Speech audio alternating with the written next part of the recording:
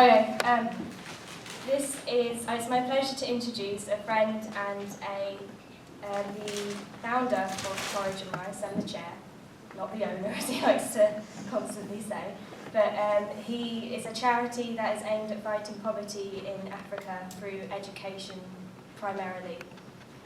And he will also discuss how he fought inequality in South Africa and how his small changes and your small changes can make a big difference. So I'd like to introduce Ken Surridge.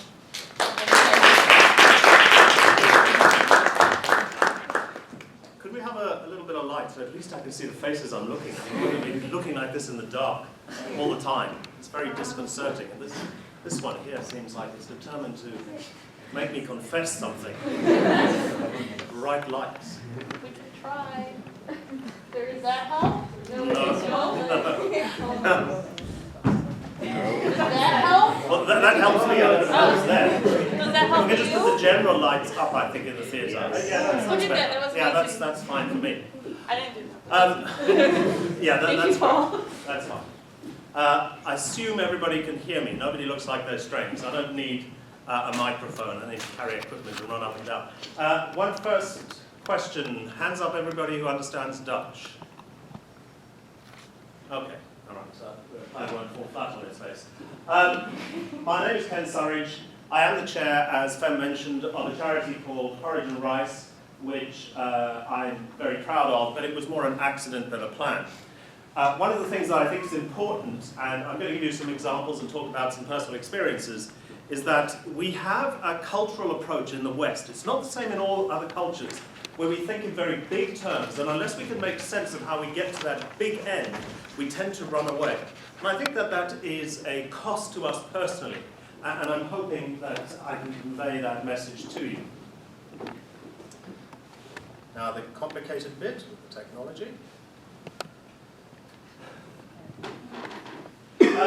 For students of biology, I know this is a liberal arts university, so most of you will be all going, no, please don't talk science to us. They will have looked at New Zealand and Australia and found it an incredibly fascinating place. We have animals that occurred there that didn't occur anywhere else on the planet.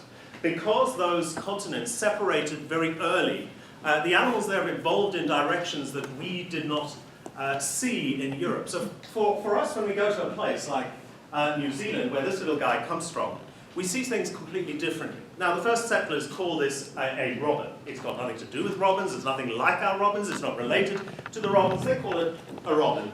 And for reasons that are quite hard to work out, they called it a black robin. This little black robin used to be all over New Zealand. Tons of them. Tiny little bird. I think he's quite cute, but people were bored by him. Silly little bird. Somebody sat up one day and there were none. Gone. He was gone.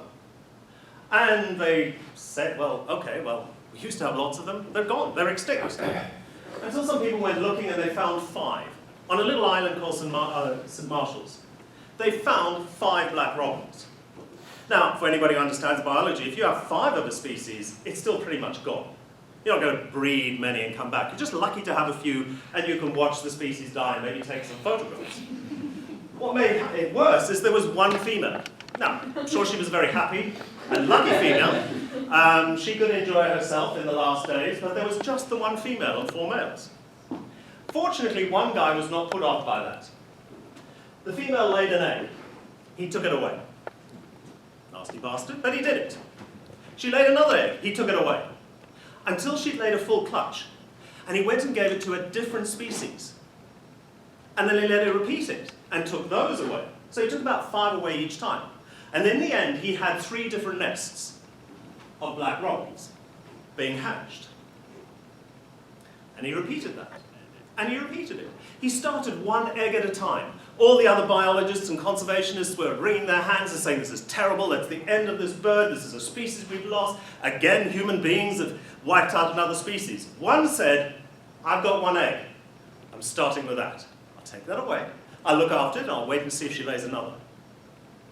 Today, a few years later, we have 200 black robins. And they're roughly doubling in population every year. So if there isn't a natural disaster, those of us who have children, our children will be able to see these. Because somebody saw 1 egg and thought, I have an idea. So the black robin is returned into an area which we thought we'd lost it from. My voice gets louder here every time.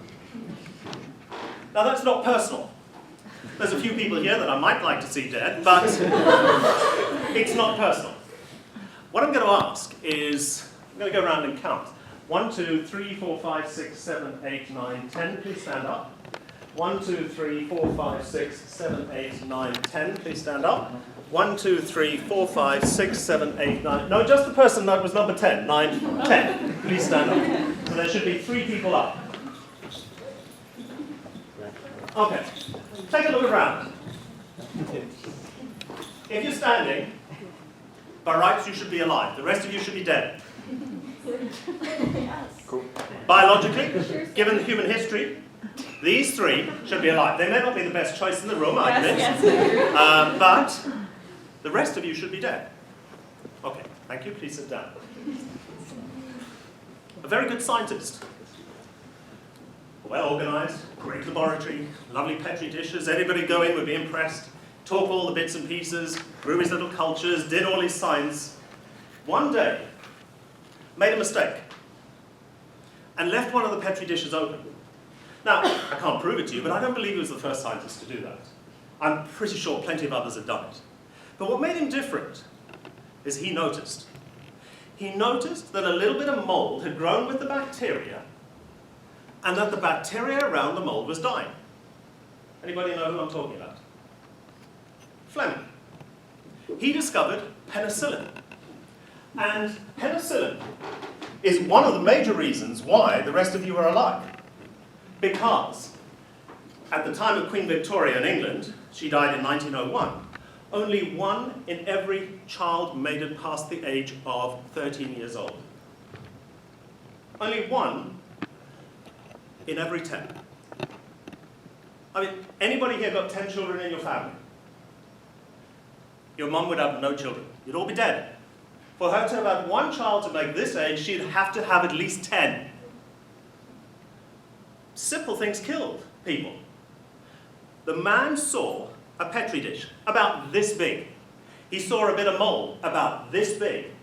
He took note of a little thing. He did something about a little thing.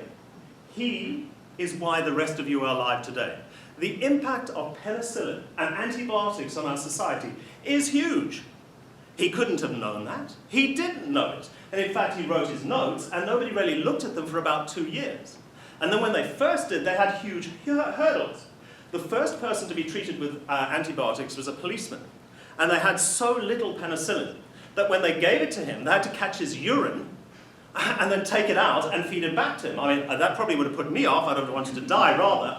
But he got better, and then all of the penicillin was used up, so they had no more, and the poor guy died. Okay?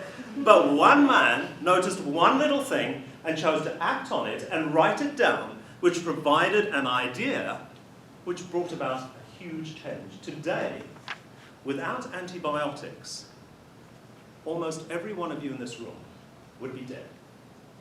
All the other fancy things you learn about medicine, they're great. Antibiotics has got rid of some of the big diseases. People died of TB, they died of all sorts of things, and antibiotics has taken us forward. Thanks to this man and one little mistake. I said we have this particular attitude towards culture, and I remember while working in the United States on a project, strange enough, with the Dutch arm of Apple and some Americans trying to help them put Apple's computers together, learning a lot about Kanban and just-in-time. Now that doesn't matter a great deal, but it's a part of manufacturing. And what really struck me is that the Japanese have such a different way of viewing the world from the way we do. So we sit down and we talk to all these guys and they say, huge problems in our factories, huge problems, let's have the big problems. We'll fire this many people, we'll build new equipment, we'll move this out, we'll change this, huge plans. And you talk to the Japanese and they'd go, no. What we have here is a prize for anybody who can approve anything, even if it's only that much. And we like it to be that much. And so when you look at their factories and you look at the way they change, it's very small changes. And you know what? Who won the manufacturing race? The Japanese. We're all trying to copy them. Some of us are doing better than the others, but we're all trying to copy them. And their bits are just in time. Kanban, just a little bit. So the just in time is to do with, if I'm building a piece of equipment, I don't want 1,000 screws and 1,000 legs, like we do with our factories. I need one today, so send me one today. Yeah, I'm a big factory, I produce millions, but I just want a little bit in time. Their cultural view is very, very different. They take things and have refashioned manufacturing in a way that we can't imagine. This is a chicken house, and I'm particularly interested in chickens at the moment because we're going to start keeping chickens in Kenya. It produces a lot of money and will help with nutrition, it'll help with finances. But on there are refinements that without the Japanese approach could not have happened. This is one where you buy the parts. It's sort of like the IKEA of the chicken world. You buy the bits and pieces and you put it together. And it requires very accurate, please come on in, requires very accurate manufacturing. And what the Japanese did is they said, we need to get it to this level of accuracy. So I've got to go from here to here. What you get when you talk to Western cultures is they say, how do we go from here to here? What you get from the Japanese is, no, how do we go from here to here? And then I'll worry about from here to here. And then I'll go from here to here. And eventually, they get there. And usually, they get there a lot faster, a lot more effectively. Smaller changes are easier to manage. They are far less disruptive. You can take people along with you. The cultural changes required in an organization become much more manageable. And they do it incrementally. Anything you look around us today, anybody who has any attachments to an engineering world and does much digging will find there's huge innovations there. But lots of the refinement goes back to Japanese technology. One of my favorite stories is the CD. Which company invented the CD? Anybody know? Sony? No. Philips? It was Philips. It was a Dutch invention. It failed. They were going to put it in the dustbin. They actually created the DVD first. And in true Western style, they had these huge, big ideas. And they put it out in the marketplace, and they withdrew it in the end. And it wasn't until somebody came along afterwards and said, well, let's go slowly. Let's put a bit of music on it to see if a few people will listen to it. And then we'll add a bit more. And so there was a different approach. Philips gave birth to the CD and then the DVD, but they went straight for the DVD. They took the big jump.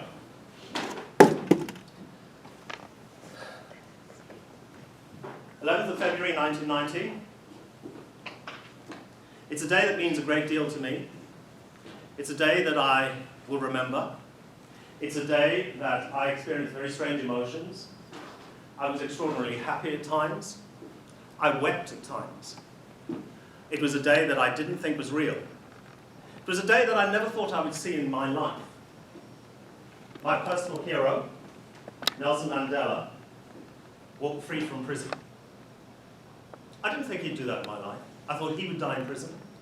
I thought I would die seeing a system, an unjust system in a country which deprived the majority of its citizens of rights. In 1948, there was an election in South Africa. A party known as the National Party came to power. Die wêreld het verander. Daar was 'n nuwe kultuur, 'n nuwe taal. Daar was mense wat het geglo dat wit mense beter as swart was. The world changed. Afrikaans, the language that I've spoken a little of, came onto the international stage. There were people who coined a phrase, apartheid, which is derived from Dutch through Afrikaans, and means separateness. It just means separate. You had people who came and tried to put people in categories. So first you had white and brown people living in areas, and they said you couldn't live there, and they separated them out. There were huge debates that sounded really foolish. Anybody who was Portuguese was considered black. until the Portuguese embassy complained. Then they reclassified them as white. They had special classification boards. A lady who was a friend of mine was considered non-white. Her brother was considered white, legally. They weren't allowed to live in the same area. They weren't allowed to go to the same restaurants. But her brother had successfully applied to the reclassification board to change race. And every year the government would publish these statistics saying, you know, so many Indian people became white. So many black people became Indian. And every year there were changes, and this was taken terribly seriously. And we lived in a society which had this whole idea of racial separation. It used the same techniques that other societies do as well, of oppression, to keep people under control. So you've got the media being controlled in lots of different ways. They weren't allowed to say certain things. They weren't allowed to talk about certain things. All sorts of security measures were used to silence what they could say. After Nelson Mandela's trial, you weren't even allowed to print his picture. A whole generation of South Africans grew up not knowing what this man looked like. They'd never seen a picture of him. Unless they left the country, they even didn't hear about him. You didn't discuss him. Newspapers weren't allowed to talk about him. He was born in the Transkei, which is a very backward area in South Africa. A lovely people, but they still live in little mud huts. They teach them how to build the huts. They use bits of wood and you put the mud around. The children look after the cattle. They look after the goats. And what they do is they live very traditional lives. Mandela, or Madiba, as he's affectionately known in South Africa, was born into that area. From what he tells us, he had no pretensions of greatness. From what he tells us, he didn't intend to be anybody special. He didn't get up one day and say, I'm going to be a world icon. He just went out with cattle. He did get an education. He went to a university which only black people were allowed to attend. Universities were even separated. He got a degree in law. He went to Johannesburg. He set up a law practice with his partner, Oliver Tambo. And even then, he wasn't trying to be anybody special. In fact, he made very little money. Most of the cases he took on were cases of injustice, people who had no money. And so he struggled to survive. And he spoke out about what was wrong. He was asked to join the African National Congress. He was asked to lead certain teams. One of the amazing things about Nelson Mandela that I admire so much is this was an incredibly humble man. If you look at other people within organizations that have made changes in the world, usually the person has a certain amount of ego. Nelson Mandela is the only man, I think, in world history who was asked to be Prime Minister after apartheid collapsed and said, I don't really want to. I think it's somebody else's turn. I can't see a world leader doing that today. I really can't. Most of them, no matter how good or bad, have more than enough ego to say, me? Yeah, okay. Oh, I'm terribly, surprised, and oh yeah, but I'll still do it. He came from nowhere. If you read his story, he was a man who took each situation at a time. He was a man who took one little thing at a time. He took one little step.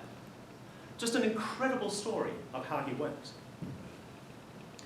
Like yourselves, I remember being at university, and the first degree I did in South Africa. I remember in my first year somebody telling me about this man. I came from a home where people hadn't really talked about him much. And I wanted to know more. North of South Africa is Zimbabwe. Zimbabwe got freedom long before South Africa did. And the next thing I found was I was running trips to and from Zimbabwe. You weren't allowed at that time, to have any record of Nelson Mandela. You weren't allowed his picture, let alone the trial. And I was bringing back books and copies of his trial into South Africa. I was bringing back 15, 20 at a time. There are millions of people in South Africa. only 15 or 20 at a time. I probably did it 5 times. Probably brought back about 100 copies distributed to people to read. People who were interested in understanding what was happening. I didn't think much of it, except for the fact that I had to be careful. If I'd been caught, it would have got me a minimum of 10 years in prison. A number of years later, I was talking to somebody I know that was at university with me. One of the people that I gave a copy of one of Nelson Mandela's speeches to joined a party in South Africa called the Progressive Party. And it was one of the main parties that negotiated the settlement between de Klerk, who was president at the time, and Mandela. And what I understand is this gentleman was one of the key people around the negotiating table. I didn't know it. I'd moved on, moved back to England, and settled here, was growing my daffodils, raising my guinea pigs, which the committee didn't seem to like. They would put a picture of me on the poster, and I think my guinea pigs are much more attractive. I tried to persuade them to put the guinea pigs up, but not me. But that's a different story. But I found out that this man's first introduction to probably, well, certainly in my mind, the greatest human being the 20th century has produced was because of something little I did. A world icon. A man who has changed society beyond imagining.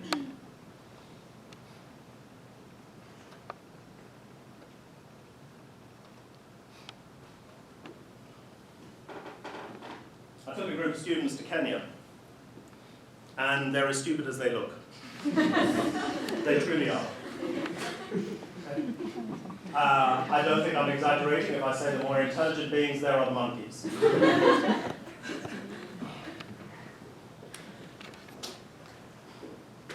Some of them, one of the ladies is present, I'll be kind and call her a lady today, was interested in studying medicine. She needed to do some practical experience. We went to Kenya to volunteer in the slums of Nairobi. Everybody thought, it'd be quite a nice idea. We'll go along, we'll go, we'll do a bit of work, we'll do a bit of safari, we'll be sort of nice big white man heroes or brown man English European heroes out there and do our thing. Yeah, we had a good time. Yes, it was very fruitful. Yes, we all came back with very positive experiences. One thing touched us in particular. The poverty. Now, the United Nations doesn't talk about poverty. It talks about different types of poverty. And the term we use here is extreme poverty. And when we talk about extreme poverty, we're talking about families, not people. Families that live on less than €1 a day. Just think about that for a while. €1 a day for a family. The average family is about 5. 20 cents a day. Kenya's not cheap. Everybody can go, oh, it's relative. You know, Ken, you could buy a house for 20 cents, so it's fine. Well, no, you can't. Houses there are more expensive than they are in the Netherlands. A lot of the stuff is imported, so all the duty gets added. A banana is cheaper, but there's a limit to how many bananas you can live on. And even then, a banana is about 4 cents. So if you've got 5 and you bought everybody a banana, you spent the day's budget. A child in the world dies of starvation every 4 minutes now. And in the last 10 years, we've halved poverty. Every 4 minutes. If I talk for 40 minutes today, 10 children have died of starvation. Not anything else. And we encountered the extreme poverty.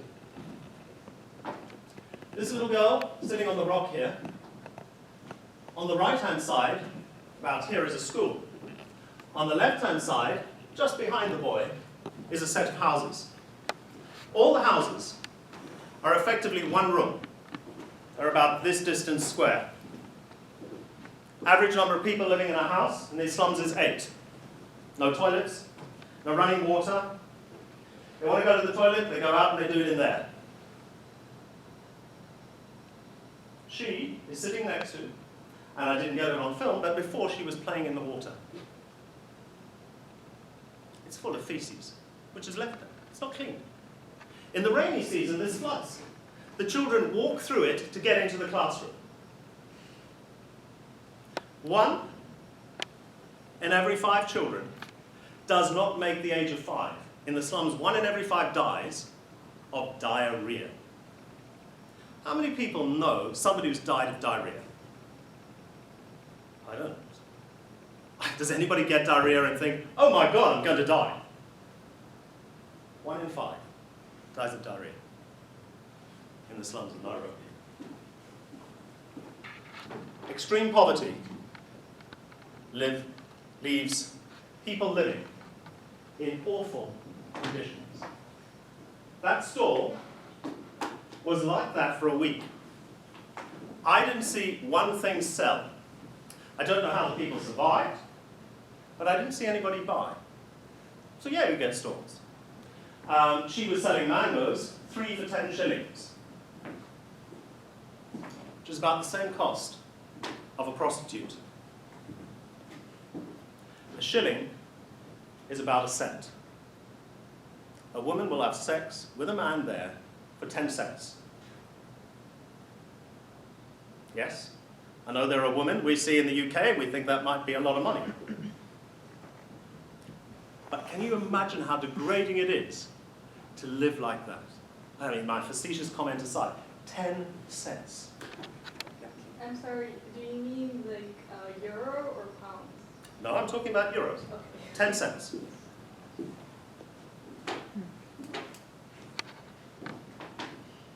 And for that, she could buy 3 mangoes. If there's 5 in her family, not everybody will eat.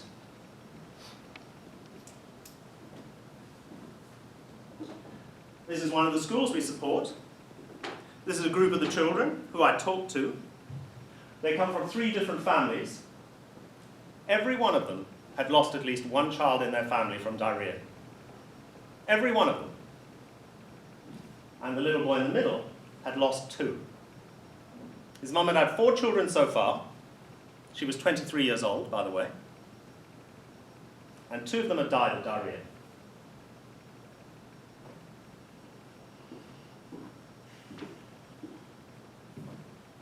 Their lives are very different to ours. Very different.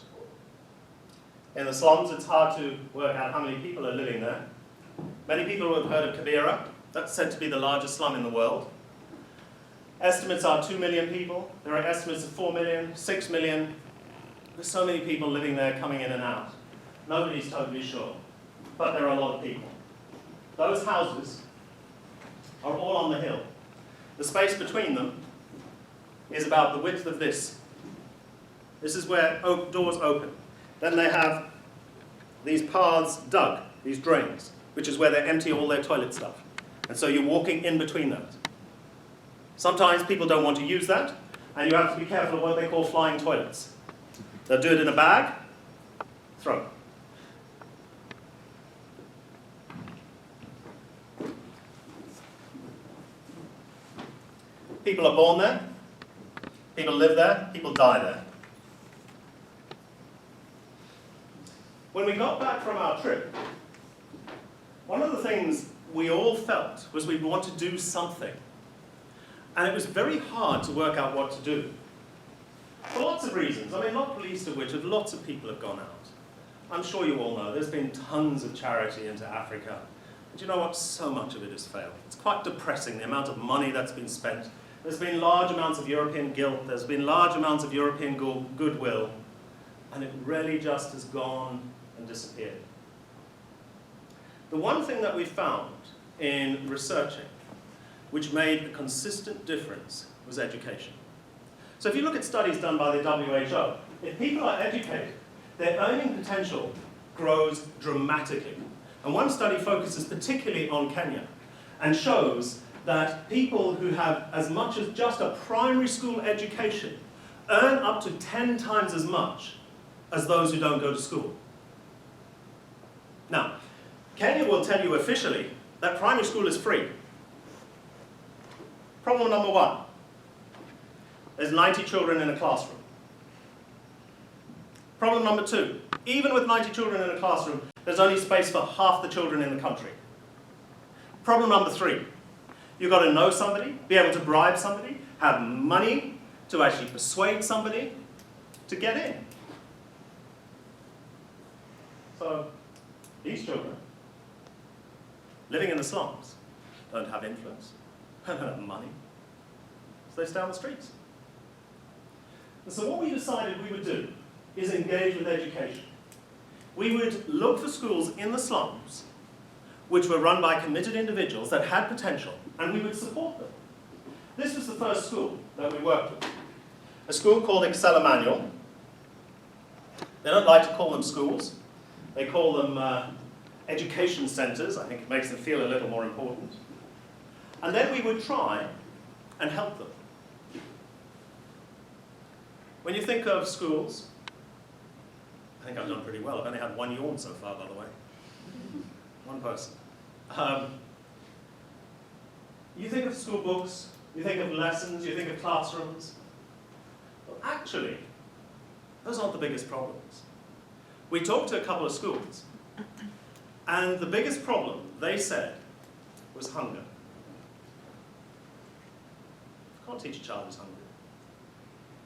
Most of these children, they get sent to school without any food. One boy used to get a black cup of coffee with no sugar for breakfast. That was his breakfast. And that's what he had to survive on for the day.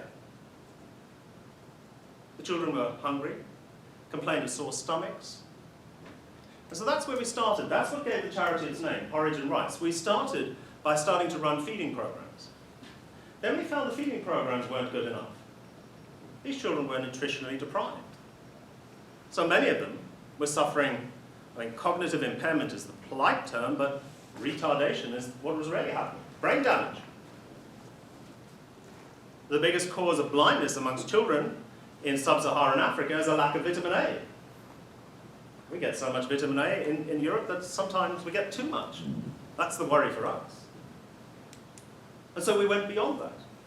And then we asked ourselves, well, how do we know it's having an effect? So we then started a program where we measure their weight and their height.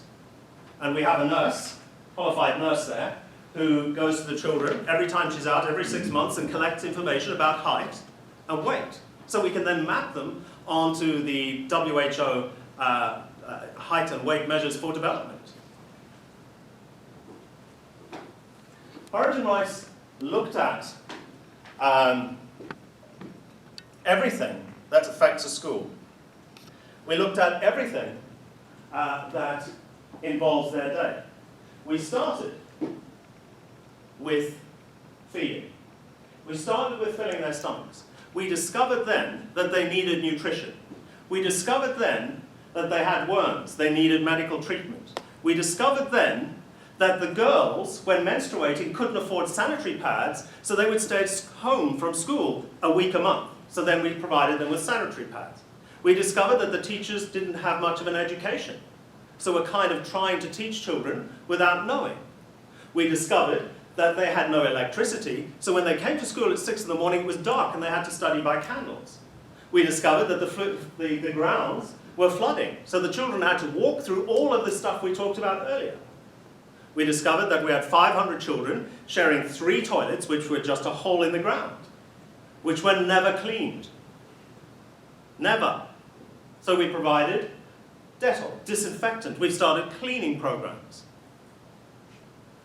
If you're going to support education, what you find in these very poor areas is you cannot ignore the things that need to be done. We have no paid employees. We depend entirely on volunteers. We have volunteers now who have done their electives with us. We have volunteers who've done internships. We have one volunteer sitting in the group right here who's on the left, pretending to do some work. The others dug the hole. She stood and stared at them. Pretty useless she was, but nonetheless. What we were doing here is digging a drain. The drain where all that shit was in that you saw went right through the middle of the playground. And literally when it rained, it just flooded it. So what we did is we dug a drain down the side to make sure it went down the side so we could block it off, to limit the amount of contact the children would have with all sorts of pathogens.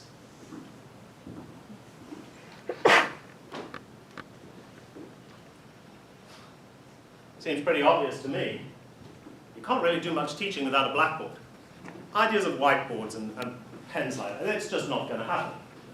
Last time we were out, we had a group of people making blackboards, putting blackboards up in classrooms. They bought literally wood, sanded the wood down, painted it with the primer, put the blackboard paint on, put the edging on, mounted it in the classrooms. Those are blackboards that were made from scratch.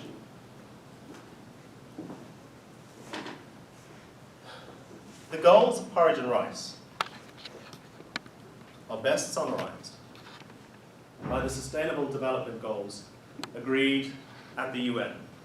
There's still some negotiating going on. But these 17 goals, for me and for our team, capture the things that are extremely important.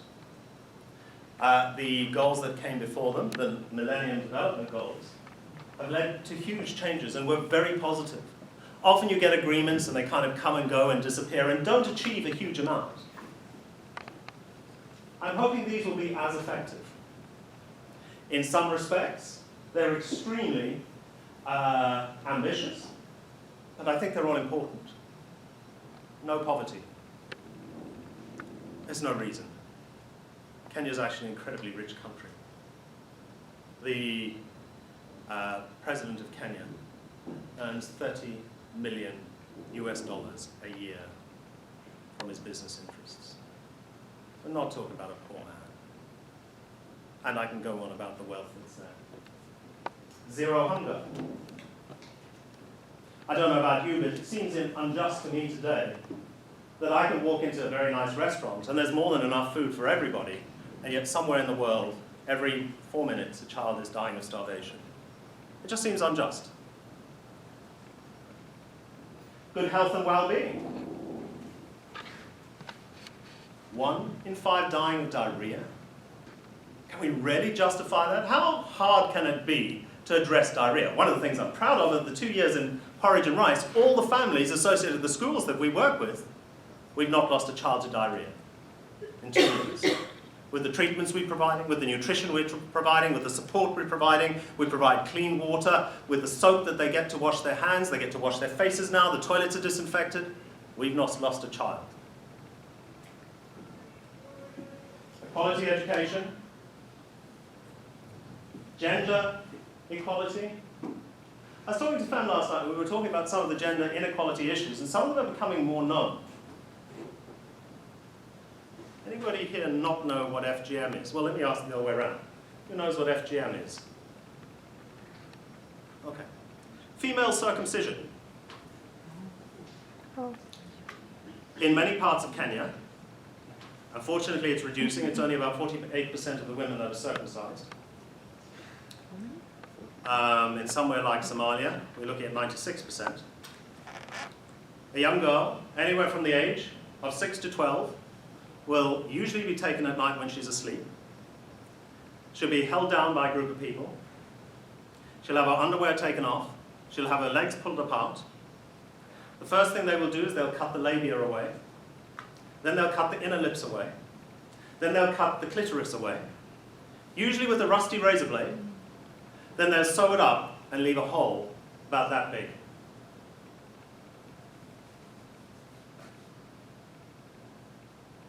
They believe it makes the women more submissive. They believe it makes them pure. They believe it's part of their culture. FGM is widespread in Africa, up and down the continent. It is technically illegal in Kenya, and it has been for years. Nobody's prosecuted. Nobody. The women struggle. Those that survive and don't develop an infection and die often end up struggling with fertility because of all the infections. The physical act of being able to urinate, most of them can urinate, but once they begin to menstruate, if the blood clots, it can seal the hole, they have to be rushed to hospital. When they get a husband, he literally has to tear them open to have intercourse.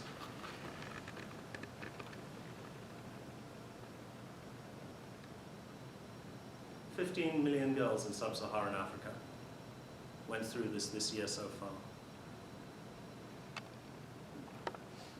15 million. Can you imagine being 6 years old and having that done to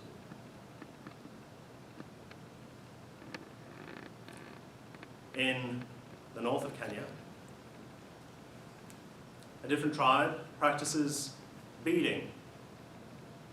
Westerners, we come along, we saw all these little girls in these pretty beads, and we think, oh, that's lovely. Well, actually, it's a barbaric practice. The men are not allowed to marry before the age of 30. They have to be warriors for their tribe. So what has to happen is their family has to provide a little girl from the family for their sexual pleasure. He buys her beads. He puts the beads on her with the family's permission. And he then has sex with her until he marries. If she falls pregnant, they try to get rid of the baby. If they can't, the baby is taken out and left in the forest to die. This is the practice of beading. Gender inequality in Africa has a long way to go to reach a position where women are valued. A huge resource that's being wasted. As a charity, we take a holistic approach to education, which means for us that human rights are extraordinarily important. We run programs to teach girls about their rights, to teach girls that they can't by law be forced into these things, to give them contact details of places they can go to avoid it. We talk to parents and explain to them why these things are not good for them or their children or the country.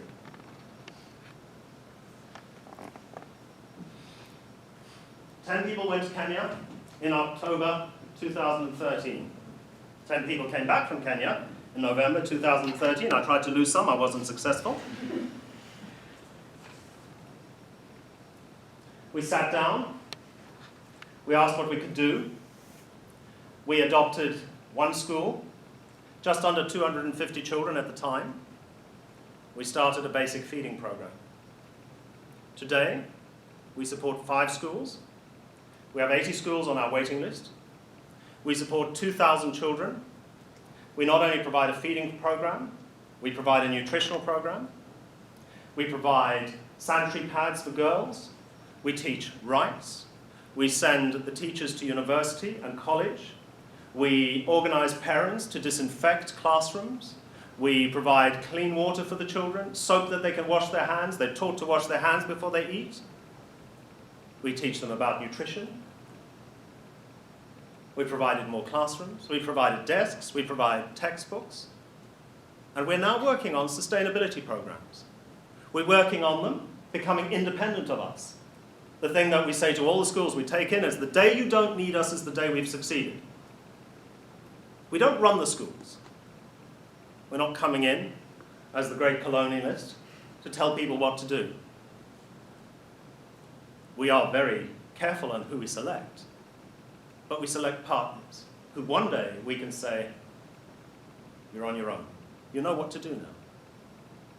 And hopefully, one of the children in the schools will become the next president. Maybe one of those children will discover the cure for cancer. I don't know. Maybe the meal, the breakfast that costs 3p might save the next generation from cancer. I don't know. I didn't think about the huge consequences when I brought those books in from South Africa. I didn't think about the huge consequences when I took student teachers to black schools in South Africa and introduced them to the first black teachers they'd ever met. I took white teachers from schools and I said, you're going to go and find out what happens elsewhere. We drove through slums and everybody got nervous. White people lived in one area, black people worked in the other. It was the first time they'd met, and they spent a day in the schools. I don't know what effect it's had. I know about one of the books that I brought back, one of the speeches, it wasn't even a book, it's a 10-page leaflet, the Rivonia trial. And that man played a part. I don't know, maybe he was the key part, maybe he wasn't. I guess the important thing for me is, if you can do something, you should. I don't think you need to think about trying to achieve the huge things. Imagine Nelson Mandela, this little boy herding cattle, thinking, how do I become a world icon? He probably would have given up. Thank goodness he didn't think about it. Thank goodness he didn't consider it. Imagine Fleming sitting there thinking, okay, so I've got a petri dish. Some sodding stuff has grown in it and ruined my experiment. He made a small observation. If you look around the world, we are always fooled by looking at the big results.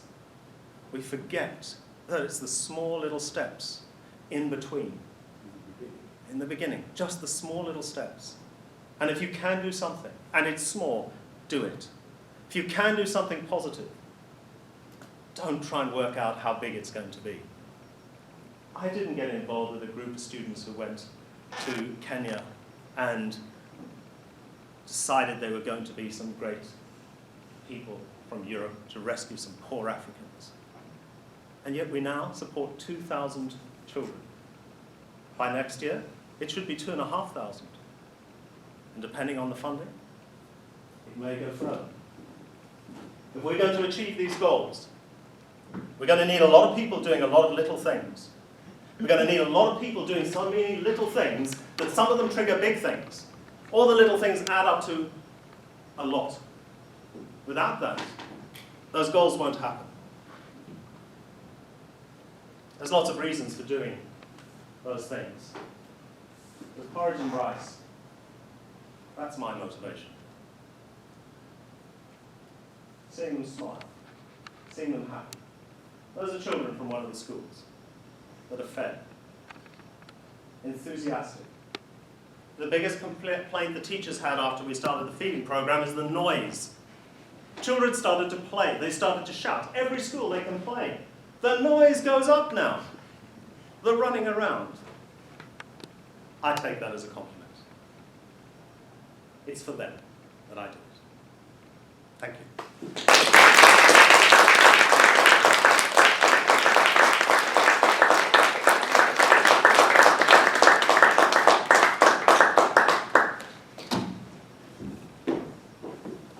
So now we have about, I think 30 minutes for questions. A little bit longer than 30 minutes to discuss, ask some questions. Yeah, hopefully we can get something nice going in this room. And then afterwards, we're going to go over to Dante in the foyer, so in the front part by DZ1. There's going to be groups, and we will continue the discussion there. So if you have any questions, please raise your hand. And Hi. If you match Kenya and Rwanda, Rwanda will be more disaster. And the children growing up, and they took them from the school to be smuggler or criminal. The disaster there is very huge, very complicated, very difficult to find a brighter future. So it is very hard between each how can you say, government and the other in the same Africa. I have a lot of stories, but today you cut it our heart, and I don't know why I am here. I'm really so sad to listen to this unexpected talk, which is so beautiful to give me the chance. But I have two things. Where is the rule of the government, and where is the rule of the family? You just concentrate on the child himself and the student, the baby, but you ignore the role of the parents. They have an essential role in their growing, and also where is the impact of the government. You ignore these two criteria and you concentrate on this innocent child. We have a lot of programs which include parents. For instance, the nutritional program, which we educational, I think. It is essential for them. Eating is coming, but how we can prepare the mother and the father. We teach the children about nutrition. We invite the parents in. We teach them about it. We teach them about the rights of the child. We do a lot of education, and we're expanding that of the parents. The government is a bigger problem, and we're working on it. I will be in Kenya in February, and I have a meeting with the Ministry of Health. I have a meeting with a couple of other government officials. The same problem exists in Rwanda. Usually if you can't bribe your way in, they're not interested in knowing you. Fortunately, over time, I've managed to build different contacts and slowly trying to get through to them and to try and engage them. We are working with another big charity called Sight Savers to actually talk to the Ministry of Health there and get them to buy into the trachoma program that we have to see what extent we can engage them. It's a much slower process, but it's extremely important, I agree with you, and that's something we're doing. We actually we haven't reached across to Rwanda, but to Tanzania as well, where we're still building relationships there. It's much better. It is better than Rwanda. Rwanda is quite... Dar es Salaam, the capital, it's more progress, Yeah. and they did a lot of achievement in the education, and also I think they opened the gate for tourists, for people to go there. You go to Google and you see Dar es Salaam is so famous around the world, and there are a lot of people going there just summertime, enjoyment. Yeah. Thank you. Those are two very important dimensions. I didn't deal with them a lot there. I am aware of them, and we are trying to work on those and make them happen. You're quite right. Both government and families need to be included. Yes? It's a very different question, but what was the small observation that you made? I mean, you talked about Mandela as a hero, but you, like in the examples you mentioned, there were always those small observations that people made that made them change their way, or in that sense. And how come that you went to Kenya and started helping the schools? I think that the small observation that I could highlight is a conversation I had at university, which made me first go to Zimbabwe and get involved with human rights. And it was a very simple observation. I met a guy at university who became my best friend, and he was brown. So we had a problem. We tried to go to the cinema together, we tried to go to a restaurant together, and it was just impossible in South Africa at the time. And so talking to him made me think that I needed to do something, and that led to that. The thing about Kenya is more an accident than anything else. My daughter announced, we went on holiday to France, and she was 1 year from finishing school. We'd assumed my eldest daughter was going to be an artist. I mean, she painted, she drew. If there was rubbish in the house, she turned it into statues and all sorts of things. All the time, you just couldn't stop her. And I remember it, we were staying in our house, and we'd walk down to see a goat. Standing watching this goat. And my daughter said to me, I want to be a doctor. I was like, but you're studying philosophy, you're studying art. How do we get you to be a doctor? Anyway, we had to do a lot of work and a lot of chemistry and stuff, and one of the things she had to do was to do some experience in the medical field. It was so late in the day that it was very hard, and so I started looking further afield. Because of my links to Africa, I started looking in Africa, and a program came up in Kenya dealing with HIV clinics, and she went to that clinic. We organized 2 weeks for her to spend there. Then the next year I had some other students saying, oh, we'd quite like to do the same thing, Ken, that sounds like a great idea. Surely you love us as much as you love your daughter. And so I organized a trip for 2 of the medics, and the next thing, other students were saying, I'd like to go, and the next thing there were 10 of us. So that's how it ended up as Kenya. In retrospect, I'm quite glad. I mean, I could try and pretend this is my reason, but it's not. There are a lot of charities in Africa, and they're focused in all the rural areas. They ignore the slums. The people in the slums are kind of unseen. You drive past them, you pretend they're not there. So while there are some charities, they're not as well served. So we now have made a conscious decision to focus on slums. So when we're looking at other countries, we're looking at slums around cities, because those are the areas that are most neglected by the charity sector.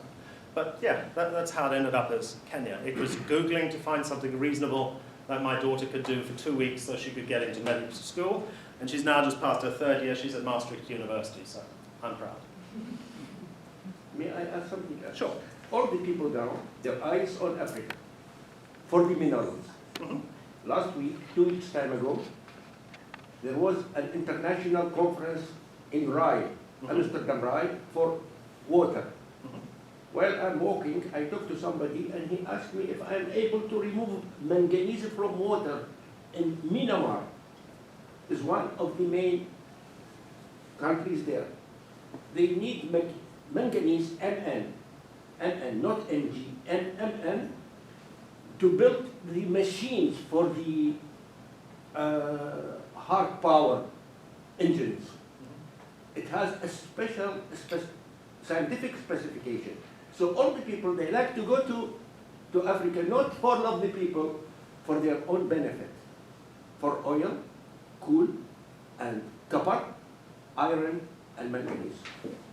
Since the Millennium Development Goals highlighted a number of different problems around the world, there's been some good work by different organizations. Organizations like the Bill and Melinda Gates Foundation have achieved some amazing stuff. Porridge Rice is small. We're party to those. We're signatories to organizations, to things like the London Declaration. We deal with NTDs, helminthiasis, and those sorts of things. Huge advances have been made in Asia, Middle Asia. Africa hasn't made the same progress. It really hasn't. The percentage of poverty, people in extreme poverty now in Africa is far greater. We've halved extreme poverty in 10 years. It hasn't changed in Africa. So while we could arguably say that a lot of people are focusing on Africa, it's the one where the work done has had the least effect. Places in Asia have made dramatic advances. Places like Nepal have had huge advances with their vitamin A programs. Vietnam eliminating childhood blindness through vitamin supplements. So yes, there are a lot of people going to Africa for the wrong reasons. You see a lot of companies there digging up minerals when you're there. The truth of the matter is, when it comes to human suffering, as the other parts of the world improve, Africa is the one that really is still sitting behind. You do still have some extreme poverty in South America. It's a very small percentage. You do have pockets of it in Asia, Middle Asia. So countries like Bangladesh have very serious problems. Burma, very serious problems. But Africa is the one that always jumps out when you look at the numbers. And the thing about Africa is it's predominantly the children. It's predominantly the children. You see different statistics, and one has to be careful about these, so I always quote the UN.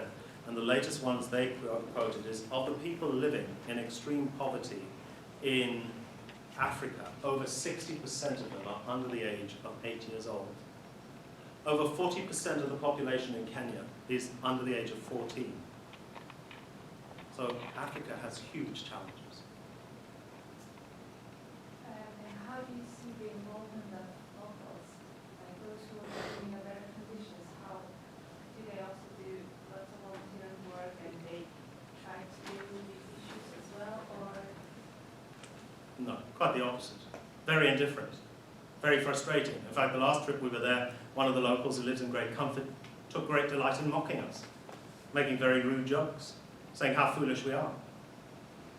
You do see some locals engaging, so it's not blanket, but the majority of them, I mean, we could speculate. Maybe it's a coping mechanism. Maybe they see the problem as too big. Maybe they don't even notice it. I mean, sometimes you become blind to a problem. You just drive past it every day. But no, my general experience is with local people that are living better lives, you get very little support. Now, people who are in these difficult situations, they engage amazingly. You know, I kind of talk about Porridge and Rice as if we deserve the credit. The majority of the work gets done by these guys on the ground. If it wasn't for Titus, Mary, Beth, Grace, those people we have working there, there's no way we could have achieved even a tenth of what we've done. We consider one of the most important things the way we actually choose local people, and we see ourselves as a route by which to empower them. It's their country at the end of the day. I can give them the information, I can help them, I can enable them, but at the end, if it's going to succeed, they have to take ownership. But from the locals who are well off, a huge amount of indifference. Huge amount of indifference.